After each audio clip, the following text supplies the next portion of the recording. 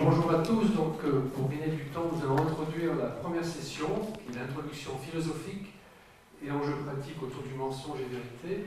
Et je vais laisser Madame Julie Henry, qui est philosophe, qui est maître de conférence à l'École normale supérieure, qui a travaillé également à l'hôpital Léon Bérard, et qui est une spécialiste d'éthique, qui sera le grand témoin de la journée, puisqu'elle réalisera une synthèse après chaque table ronde, et également une brillante synthèse finale, j'imagine. Je vais lui laisser la parole pour qu'elle introduise le premier orateur.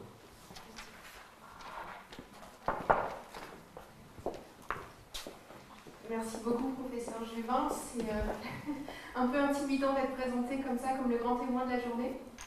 J'ai aussi la lourde tâche et la tâche quelque peu ingrate d'essayer d'être maître du temps avec mes co-modérateurs. Vous avez vu qu'on a un programme assez dense, assez chargé, mais aussi très pluriel qui nous permettra de réfléchir à ces questions qui sont en effet entre le gris et le gris. J'aurais bien envie de dire que la vérité et le mensonge sont aussi entre le gris et le gris.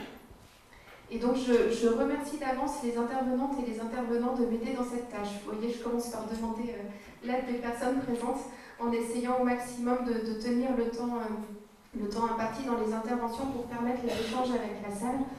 Comme l'a dit le professeur Chapuis, l'éthique c'est une éthique plurielle et dans le dialogue. Donc l'idée c'est à la fois qu'il puisse y avoir des éclairages de toutes les personnes présentes et qu'on puisse en discuter ensemble. Donc je vais laisser dès maintenant aussi la parole pour ne pas perdre de temps à Élodie Camier-Lemoine. Je ne sais pas si on te présente encore, Élodie. Oui, je pense. Quelqu'un ne te connaît pas encore. Donc qui est philosophe, qui est chargé de mission à l'espace éthique régional et qui va nous permettre de commencer à réfléchir sur ces questions de vérité et mensonge depuis un point de vue philosophique sur la notion de mensonge et dans cette idée de travail entre le gris et le gris, qui va se demander avec nous comment se tient l'équilibre et comment on a pu passer de la faute morale d'une part, à quoi pouvait être assimilé le mensonge, à la recherche d'une bienveillance thérapeutique dans la relation de soins. Merci. Merci beaucoup. Alors merci Julie pour cette introduction et merci Robert également. Bonjour à toutes et à tous. Alors avant de commencer, j'aimerais savoir si tout le monde m'entend bien. Ça va au fond aussi également ?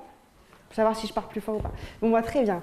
Alors, effectivement, je vais commencer assez directement et puis on aura l'occasion d'échanger ensemble lors du temps de synthèse et puis de discussion avec grand plaisir. Alors, effectivement, comme Julie vous l'a annoncé, l'idée de mon intervention, c'est de poser quelques questions. Alors, il y en aura beaucoup. Et puis, pour ceux qui étaient éventuellement là hier soir, il va y avoir des rappels de la brillante conférence de M. Saltel, mais sans que ce soit pour autant des répétitions. Donc, je pense que ça se complète bien et ça permet d'élargir l'éventail de toutes nos interrogations par rapport à cette épineuse question du mensonge et de la vérité au cœur de la relation. La première chose que j'aurais aimé évoquer avec vous, c'est que quand on parle de la notion de mensonge, cela fait écho à une vérité qui a priori est volontairement et activement non dévoilée. Alors vous voyez, j'insiste sur certains termes dans ma première phrase. Si je dis volontairement, mais je mets des guillemets, bien évidemment, c'est qu'a priori on ne ment jamais sans le vouloir, comme le rappelle le brillant philosophe Vladimir Jankélévitch. Mais on pourra en discuter. Et la deuxième chose, je vous ai parlé de activement, c'est qu'a priori, le menteur n'est pas passif. Il est dans une certaine volonté, dans une certaine activité pour produire ce que l'on appelle le mensonge. Et on va s'interroger sur ce que représente le mensonge. Et finalement, ce mensonge correspond au fait que ce qui est dit n'est pas adéquat au vrai de la situation engagée, à la réalité. Et une fois encore, voilà que j'insiste finalement sur un terme qui est le mot « dire », puisqu'a priori, quand on parle de mensonge, on fait référence à la parole, on fait référence au langage. Spontanément, je pense qu'on ne dit pas d'un geste ou d'un comportement qu'il est mensonger, mais je dis bien a priori et spontanément, et ça demande bien évidemment qu'on développe ces aspects-là. Et d'ailleurs, à propos de ce langage qui est engagé dans la question du mensonge, Jankélévitch a une fois encore une belle phrase qui est la suivante. Ce langage qui était fait pour exprimer et révéler, voilà qu'il sert à dérober. Donc finalement, quelle est la place de la parole dans cette grande thématique du mensonge. Et plus globalement, j'aimerais quand même interroger le mensonge avant d'affirmer certains éléments, même si je pense qu'en tant que philosophe, on a du mal à affirmer les choses, on préfère les interroger. Qu'est-ce que le mensonge ? Est-ce que le mensonge, c'est le fait de ne pas simplement indiquer une information pertinente au regard d'un contexte, ou est-ce que le mensonge, c'est le fait de donner une fausse information ? Est-ce que le mensonge peut-il être associable au silence, au secret, à la dissimulation, ou est-ce que le mensonge, c'est la production d'une parole qui est fausse? Et du coup, qui est le menteur? Est-ce que le menteur est celui qui s'abstient de dire tout ce qu'il pourrait dire? Ou le menteur, est-ce qu'il est celui qui dit quelque chose qui est délibérément faux? Est-ce qu'il est celui qui est dans la tromperie? Et on pourra en reparler tout à l'heure. Monsieur Saltel, hier, a évoqué la question de l'information claire, loyale, appropriée. Et c'est vrai qu'à l'heure d'aujourd'hui, cela constitue une exigence de notre société contemporaine. Une exigence qui est portée par un ensemble de lois. Alors je pense à la loi de 2002 sur le droit des patients, et je pense aux lois sur la fin de vie de 2005 et de 2016, Leonetti et Claes-Leonetti, où finalement la question de l'information est centrale. Et au-delà de ce contexte juridique, ça marque bien finalement la société et l'évolution de la société, où on est passé de quelque chose qui s'apparentait à un paternalisme médical à une société où l'autonomie est quand même véritablement centrale. Donc finalement, dans un tel contexte, quelle peut être la place du mensonge, si tant est qu'il en est encore une? Et ce qui est intéressant, c'est que la philosophie interroge le mensonge du point de vue de ce qu'il faut faire ou ne pas faire. Autrement dit, elle cherche à savoir s'il peut être moralement défendable et acceptable de mentir. Et ça touche un pan particulier de la philosophie, qui est la philosophie morale. Donc l'idée un petit peu de mon intervention, c'est de me faufiler dans les références de l'histoire de la philosophie pour essayer d'avoir quelques éléments de réflexion sur le mensonge et de voir quelle peut en être la pertinence pour le domaine particulier du soin. Alors, comme vous l'aurez compris et comme vous allez l'entendre dans mon intervention, j'aime bien citer Vladimir Jankélévitch, puisque c'est un auteur que j'aime beaucoup. Il constitue le centre de mes recherches aussi doctorales, donc ceci explique cela. Et l'une des premières choses que Jankélévitch va partager en fait dans ses textes, c'est que le mensonge est en l'homme la marque de sa conscience. En témoigne d'ailleurs le premier mensonge de l'enfant, où Jankélévitch rappelle que dans le mensonge de l'enfant, c'est la conscience qui s'est déniaisée toute seule, je le cite, en découvrant un beau matin son pouvoir de dissimulation. Donc c'est assez intéressant de déjà aborder le mensonge du point de vue de quelque chose de conscient. Jankélévitch apporte une autre précision en disant que spontanément, ce qui le gêne dans le mensonge, c'est l'intention mensongère, c'est le fait d'avoir voulu mentir. Et que le mensonge soit petit ou gros, il y a quelque chose qui est quand même gênant. Mais quand on lit la suite de son œuvre, on voit qu'il modère beaucoup ses propos et que parfois même, il en vient à se contredire sur cette question délicate du mensonge. Et c'est vrai que la question de l'intention est importante en philosophie morale, et notamment chez un philosophe que vous connaissez bien, qui est Emmanuel Kant, pour qui l'intention est centrale pour jauger de la moralité d'une action. Donc c'est un terme, je pense, qu'on va réentendre dans la journée et dont on pourra discuter. Alors pour la question particulière du soin, peut-être que c'est probablement plus les conséquences d'une action que l'on va regarder pour savoir si le mensonge est grave ou pas grave. Cela dit, la question de l'intention est quand même centrale. Si on découvre qu'un médecin, par exemple, nous a menti délibérément, intentionnellement, c'est quelque chose qui peut gêner, c'est quelque chose qui peut nous mettre mal à l'aise, qui peut nous énerver. Par contre, si le mensonge advient indépendamment d'une volonté, c'est quelque chose d'autre. Et peut-être que nous ne sommes pas dans le mensonge, peut-être que nous sommes dans la question de l'erreur. L'erreur, ce n'est pas le fait de tromper quelqu'un, c'est le fait de se tromper. Et ce n'est pas la même chose. Et donc il y a peut-être une nuance à faire entre le mensonge et l'erreur, et qui finalement appelle une réflexion sur une dimension plus large que vous avez également rappelé, Monsieur Saltel, hier soir, qui est la dimension d'incertitude de la médecine. C'est vrai que depuis un certain nombre d'années, la médecine évolue, elle fait des progrès, et donc d'une certaine façon, on a tendance à croire qu'elle multiplie les certitudes. sauf que demeurent malgré tout des zones d'incertitude. Et la question de l'erreur et aussi la question du mensonge peut venir se glisser dans cette incertitude ambiante en médecine. Et ça, c'est fondamental. La deuxième chose qu'il va nous rappeler ce philosophe, Vladimir Jankélévitch, c'est que c'est peut-être l'autre, de prime abord, qui m'inciterait à la tricherie. Alors, qu'est-ce que ça veut dire exactement ça ? Ça veut dire tout simplement que parfois, la tension d'un tête-à-tête peut me suggérer la tentation de manœuvrer. Parce que le regard que l'autre fait peser sur moi peut être gênant et spontanément peut m'inciter à lui cacher certaines informations plutôt que lui dire les choses. Donc le regard de l'autre est quelque chose qui peut être assez prégnant. Et quand on parle de regard, personnellement, moi ça me fait penser plus globalement au visage, qui, une fois encore, dans la philosophie morale est quelque chose de central, notamment chez Emmanuel Lévinas, pour qui c'est bien le visage qui appelle la responsabilité. Donc dans la question de l'éthique, le regard, le visage sont des choses qui sont centrales. Donc finalement, cet autre m'inciterait à la tricherie, ou du moins m'inciterait à ne pas tout lui dire si la gêne peut arriver. Et donc dans le cadre du soin, comment faire ? Est-ce que je dois dire tout ce que je sais à l'autre ? Est-ce que je dois modérer mes propos ? Est-ce que je dois enjoliver la situation pour, par exemple, rendre les jours qui restent à vivre plus vivables ? Comment dois-je faire ? Alors, c'est vrai que Jankélévitch, pour le dire assez simplement, est plutôt dans une posture de critique du mensonge, puisque pour lui, le menteur est celui qui évince la difficulté. Il préfère la mettre de côté plutôt que de l'affronter frontalement, justement. Et c'est la raison pour laquelle il va un petit peu cheminer sur cette question du mensonge et nous dire deux choses qui sont très intéressantes, je trouve. Il explique que le mensonge est à la fois sociable et insociable. Le mensonge est sociable puisqu'en apparence, il vient arrondir les angles, puisqu'en apparence, il vient concilier les intérêts, concilier des choses qui paraissent incompatibles. Mais j'insiste encore, en apparence. Et c'est pour ça qu'il va nous dire, surtout, Jankélévitch, que le mensonge est insociable.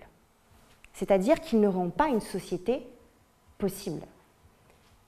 Et en fait, en disant cela, lui-même fait référence à Emmanuel Kant, qui finalement a une philosophie morale très dense et pour lequel une règle est centrale, une règle qu'il appelle l'impératif catégorique, qui est la chose suivante, agit comme si la volonté devait être érigée en maxime universelle, agit comme si finalement ton principe d'action devait être celui de tout un chacun. Traduction plus simple, agis comme si tout le monde faisait comme toi. Et donc, si à un moment donné, une personne décide de mentir, il faut se dire, si tout le monde faisait comme moi, quelle société on aurait ? Une société tout bonnement impossible, explique Kant. Et Jankélévitch reprend cette idée. Donc finalement, il y a une critique quand même morale assez forte du mensonge, au moins sur cet aspect-là. Et Jankélévitch place véritablement le menteur du côté du moindre effort, du côté de la moindre résistance.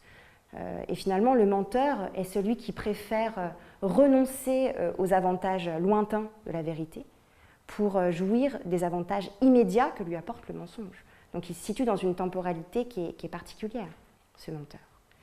Et on a une critique chez Jankélévitch de ce mensonge, notamment du point de vue de la question de la confiance, puisque celui qui est victime du mensonge se trouve volé de quelque chose sans même s'en apercevoir.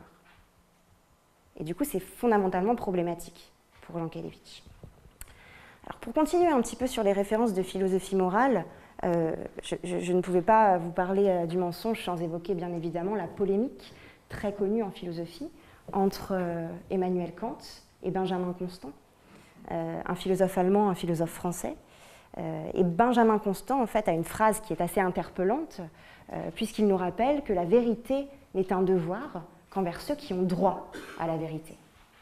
Autrement dit, la vérité est un devoir qui est au gré des circonstances, qui est relatif à la personne que l'on a en face de nous.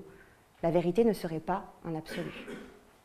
Et du coup, pour approfondir un petit peu cette idée-là, il explique effectivement, comme vous l'avez rappelé, M. Saltel, qu'une société qui se caractériserait par un impératif radical de vérité n'est pas possible. Ce n'est pas une société qui est envisageable. Par ailleurs, il ne dit pas qu'il ne faut jamais dire la vérité, il n'est pas dans un extrême ou dans un autre. Il cherche un moyen terme, et un moyen terme qui, pour le soin, me semble intéressant à creuser. Et effectivement, alors je synthétise très très brièvement, j'en suis désolée, mais c'était pour vous évoquer cette polémique. Kant ne partage pas cette idée. Kant, pour lui, la vérité n'est pas un bien que l'on possède et un bien qui est relatif à telle ou telle personne. La vérité est quelque chose d'absolu. Et quand on ment à quelqu'un, non seulement on ne respecte pas la personne qui est en face de nous, mais en plus on ne respecte pas l'humanité tout entière, qui est fondée sur des contrats, qui est fondée sur de la communication. Et si on accepte un jour le mensonge, bien finalement, sur quoi repose l'humanité? Sur quoi reposent les relations entre les hommes? Donc ça, c'est quelque chose d'important parce que Kant est assez connu pour justement avoir une position assez tranchée sur le mensonge d'un point de vue général, même si, bien évidemment, au fil de sa pensée, il apporte des nuances, et heureusement.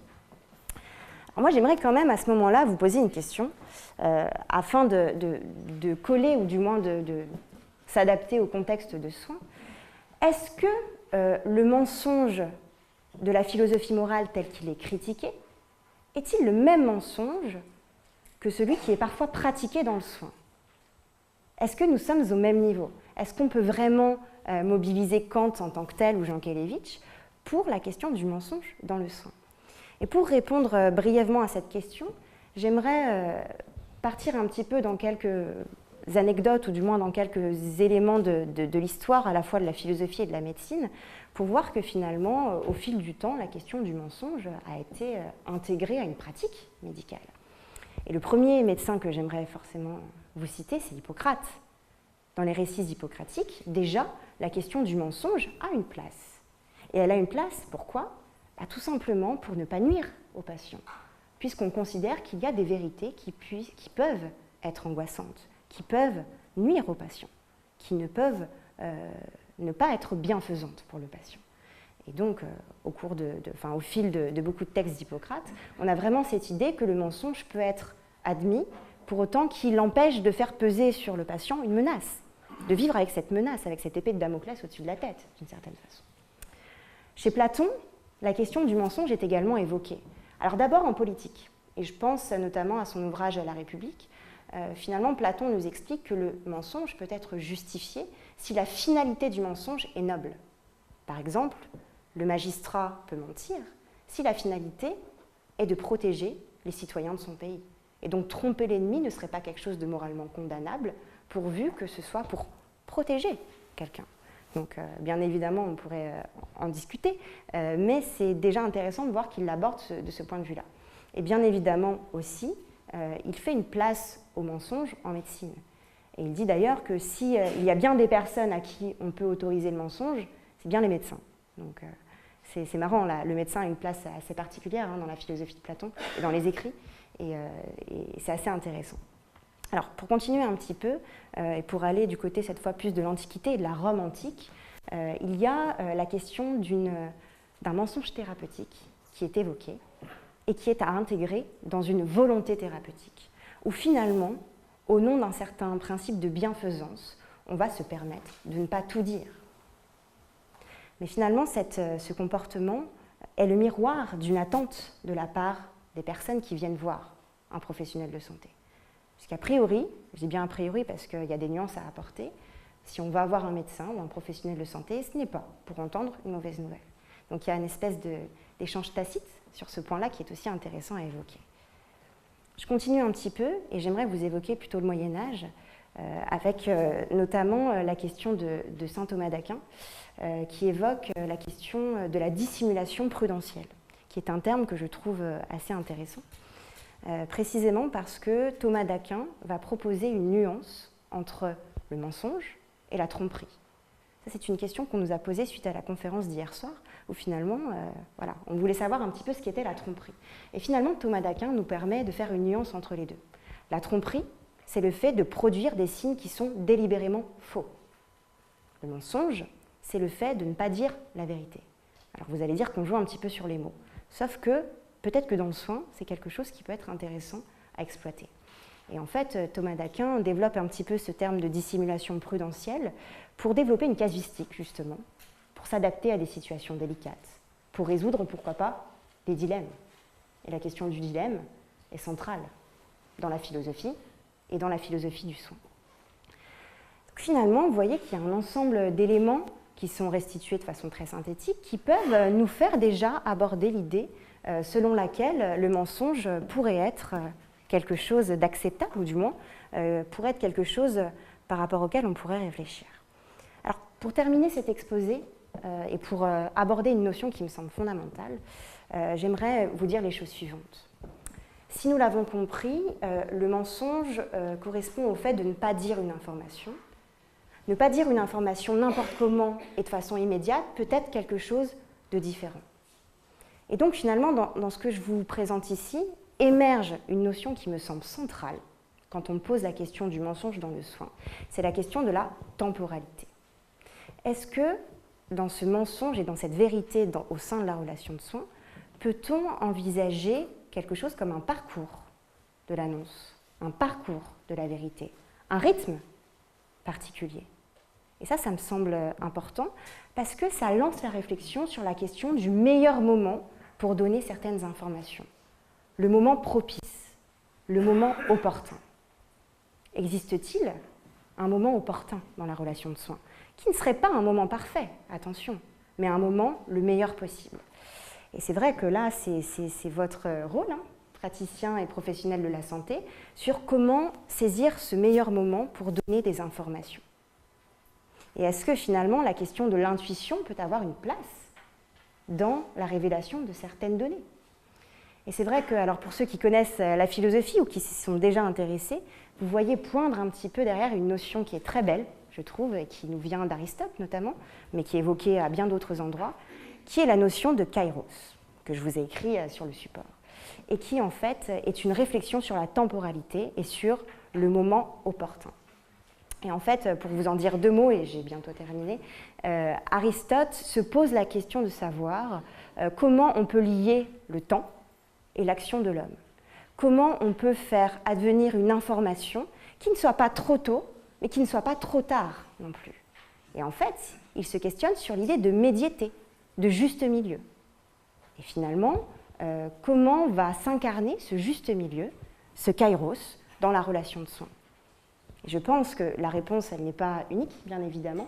Elle se joue au niveau de la singularité de la situation, au niveau du patient qui est unique, au niveau de ses valeurs, de son histoire, et je pense qu'il y a une appréhension qui est toujours singulière. Et finalement, c'est une des leçons de la réflexion éthique. Nous ne pouvons pas transposer les réponses aux situations, même si elles se ressemblent beaucoup. Et cette notion de kairos vient le rappeler. Et je pense qu'il faut vraiment, en tant que professionnel de santé, se poser la question de cette temporalité dans l'annonce d'une information, si tant est que cela soit possible. Alors pour conclure, j'aimerais revenir sur la phrase de Constant que je vous ai évoquée tout à l'heure. Peut-on envisager une société qui se caractériserait par le fait de tout dire, par un impératif radical de vérité? Et plus spécifiquement, peut-on envisager une relation de soins qui se caractériserait par le fait de tout dire, tout le temps, tout de suite? Est-ce que c'est tout bonnement possible? Et est-ce que ne serions-nous pas dans la négation du principe même de bienfaisance s'il était exigé que l'information soit révélée au moment même où elle était connue? Comment allier les choses? Et comment, paradoxalement, ne pas tomber dans un irrespect pour l'autonomie en essayant de considérer le rythme de la vérité? Vous voyez que les choses sont compliquées et le paradoxe est présent, malgré tout. Donc, finalement, la réflexion éthique nous oblige à réfléchir un petit peu sur tout ça. Et la conclusion de mon exposé, mais qui ouvrira bien des réflexions, est la suivante. À l'entièreté objective du véridique, le soin et la réflexion éthique lui préfèrent quelque chose comme une métrique spécifique de l'annonce, comme une temporalité particulière de la vérité.